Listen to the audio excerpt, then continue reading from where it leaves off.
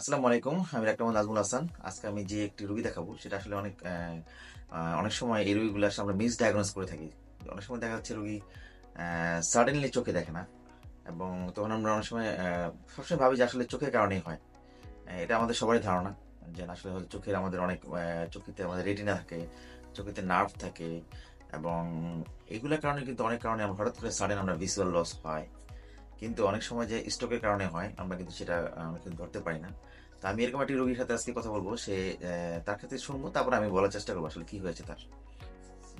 মা বলেন আপনার কি হয়েছে? মানে আপনার কি হয়েছিল আপনার আজ থেকে ৫ মাস আগে কি হলো বলেন তো একটু?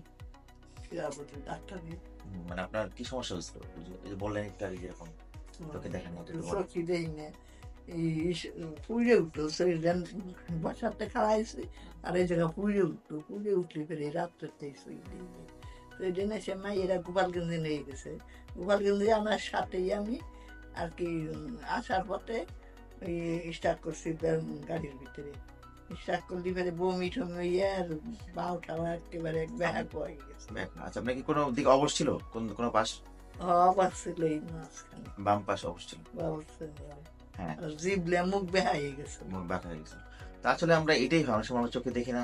আমি এটা আজকে ভিডিও করার উদ্দেশ্য হচ্ছে এরকম আমাদের ব্রেনের মধ্যে অনেকগুলো সেন্টার থাকে।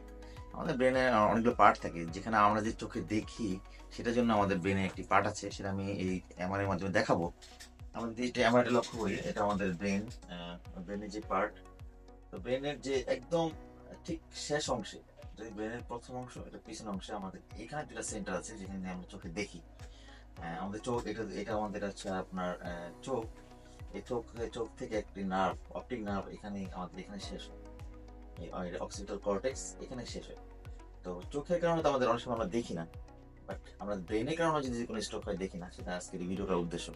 সো আপনারা এরকম যদি মনে হয় যে আপনার হঠাৎ করে চোখে দেখেন না এবং একদিকে প্যারালাইসিস, তার যদি বমি হচ্ছে অথবা সে অজ্ঞান হয়ে যাচ্ছে এবং কোথাও জড়ায় আসতেছে, এগুলো যদি আপনারা দেখেন অবশ্যই একজন ডক্টরকে দেখাবেন, বিশেষজ্ঞ ডক্টর দেখাবেন। আই স্পেশালিস্ট আছে, নিউরোলজিস্ট আছে। তারা আপনাকে দেখে যাতে আর্লি যদি আমাদের সিটি স্ক্যান, এমআরআই এগুলো যদি করতে পারি তাহলে কিন্তু আমাদের আর্লি চিকিৎসা দেওয়া সম্ভব।